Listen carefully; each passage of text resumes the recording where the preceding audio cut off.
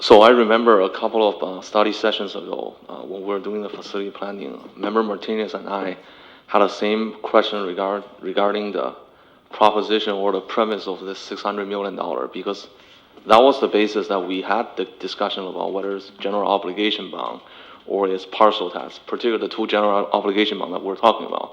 We're saying those discussions must be based on that the 600 million number is actually correct and accurate. So today we look at this 588 million breakdown. So we're actually expecting a more specific breakdown to see these numbers on each side and which item will really add up together costing 588 million or like 600 million. Unfortunately, by looking at this slide, I think this one slide is definitely not the information that in that study session, both Member Martinez and I were expecting to see from you coming forward. So speaking of the specifics regarding each building and each item that we need to spend on current maintenance, deferred maintenance, in 5-year, 10-year, and 20-year time frame. There was actually a report that came out just 3 months ago in August. It's done by the CME report. So in that report, for each building site, they have a very specific scientific index called Facility Condition Index, which is computed as the maintenance cost divided by the replacement value, which is an industry standard indicator about how good, what kind of condition your building are. And anything that's above 30% was really in the territory of dire need of replacement.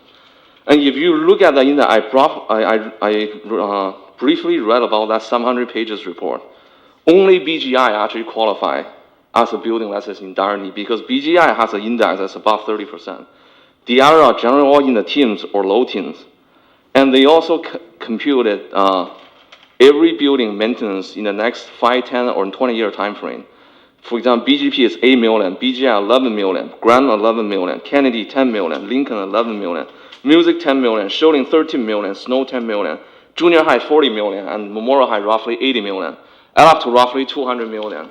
For each building, they specify 8 categories of items the major items that we should be looking at replacing or maintenance, namely facade, roofing, interior, plumbing, fire suppressors, electrical, HVAC, and fire alarms.